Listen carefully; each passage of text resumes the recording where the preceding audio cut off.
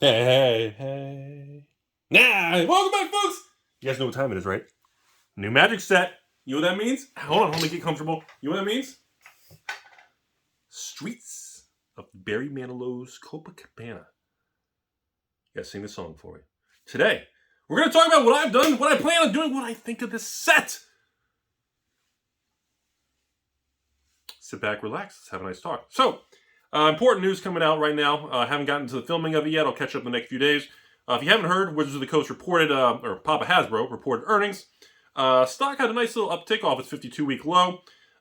Essentially citing, inflation problems. And I guess Hasbro had more sales and revenue, just top-line gross sales to the Russia section of the Earth and globe than I realized. I know Magic cards. They've had Russian Magic cards over the years, but I didn't think it was that big of an issue. Man, $100 million, I guess, write-down or write-off or drop in revenue from the kind of segment of that area. Holy crap. So, yes, Papa Hasbro stock has popped off its lows, in my opinion, mostly because of the strength of how much Wizards of the Coast and Magic and D&D represent is straight up, look, Magic and these Wizards of the Coast is essentially becoming Hasbro. It's carrying the weight of the entire company's profit, cash flow, and everything, if you want my personal opinion.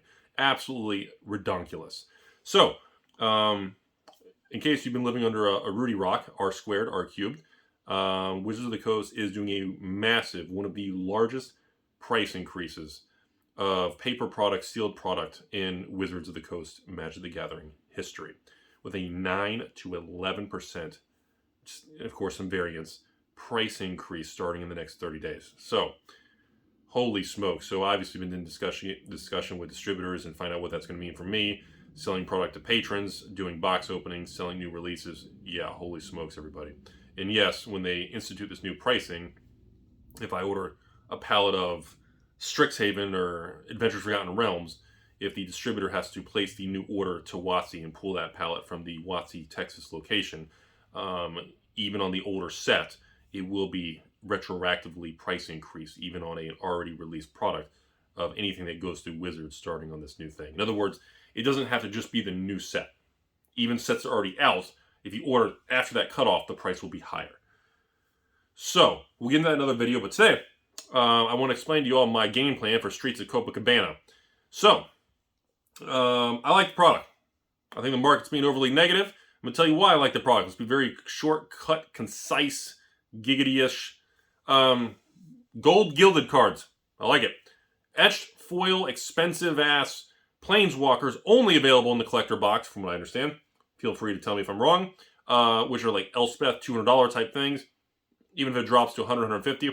Big chase card only in the collector boosters. Gold gilded mythics and things can be found, I believe, in the set boosters also. But obviously are going to be mostly piled into the collector boosters. On top of that, we have another Phyrexian text card, this time the red one. I think Kaldheim had the green the V monster. I guess they're completing the cycle of it. So we got a Phyrexian red mythic. We got gold gilded stuff. We got a Triome land cycle completion, so nice land cycle product. We got not gilded. We got the etched planeswalk. So we got a lot of things that I like to see in this product.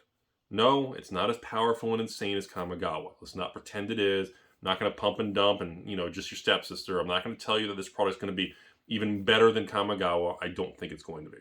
But I can also tell you, I went balls deep on this. Be very blunt with everyone, straightforward. So I went all in again, just like Kamigawa, because I stand by Papa Hasbro that Wizards of the Coast is not going to take any damn chances. And in 2022, Papa Hasbro is going to go all out on making sure Magic and Papa Hasbro gets money. Because of that, I maxed out everything across nationwide from any source I could get the new product, talking about thousands upon thousands of collector boxes so that I can run epic pricing again. I know, it's like legendary now. You guys know Rudy sold master cases of Kamigawa collectors for $179. Yeah, I did that.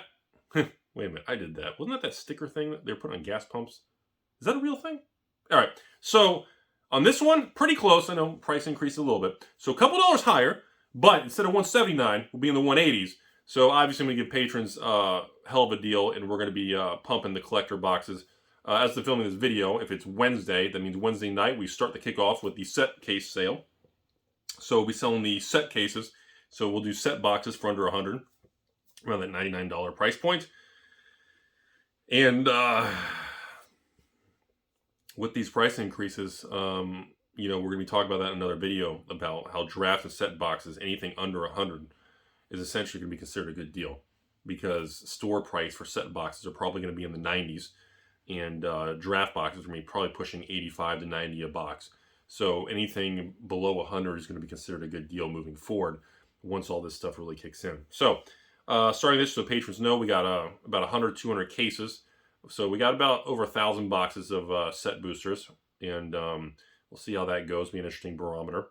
And then the big collector box sale for the Rudy team here is going to be Friday night. And like I said, I'm going to offer patrons between 3 boxes, which is a half mini case.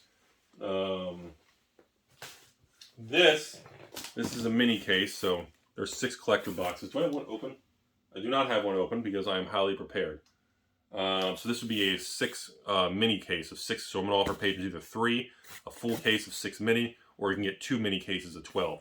I decided against doing the 24 master case because I did that in the Kamigawa, and I got blown out in like 6 minutes. It just blew through the entire position, and a lot of people didn't have an opportunity to buy any because a lot of the whale patrons just nuked the product. So we're going to try to make it, the goal is so the product does, remember, people always say, oh, Rudy sold out that product in 2 minutes. It's going to be a big thing. This one took 30 minutes. This one took all night.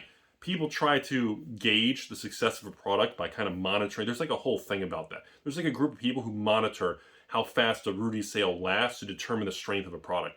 And, you know, a lot of people fail to understand, I don't want a product to blow out and go that quick. An ideal situation is a product sells out in between 1 hour and 1 day, so that it's a smooth process and everybody gets a chance who wanted to. The idea that, oh, it's got to sell out in 5 minutes or it's a bomb, it is not really a healthy, good way to do that. I try to kind of adjust the parameters of how many people can buy to make sure it doesn't sell too quick or too short. We try to kind of keep more of a stable thing. At least I try to. So, I do believe the collector buys of the filming this video. I think collector boxes are averaging like maybe 200 to 220 with shipping, not including tax, depending where you're located. I think worst case scenario right now, depending how much product hits the market, we could see another 10% drop. Or if the product hits the market and the market accepts it with open arms, like Kamigawa, we could easily see a straight uptick again to 220, 230, 240, 250. It's going to be up to the market to decide what the real value is. In my opinion, this is kind of a split thing. Some people are acting like it's garbage, which is kind of getting me a little bullish. And the other people saying, no, not as good. You know, Timmy Empire, you know. I'm not sure. It's very difficult to predict this stuff. I knew Kamigawa was a good set, but I didn't think it was going to be, you know, it was going to be the trend destroyer of the bear market of collector boxes, of Adventure Forgotten Realm, the Midnight Hunt, Crimson Vow, and then all of a sudden Kamigawa comes out and just breaks the bear market and goes straight up. I didn't think it was going to be that extreme. That's how it unfolded. So, that's where we're at here, folks. That is the excitement here. So we're going to see what happens. Obviously, then we're going to kick off some box openings going to next week of the new product. I think Magic's going to continue to have a blowout year. I really do. I've said this at the December, January of this year. I said going into it, Kamigawa will set the tone of how Magic's going to have in 2022.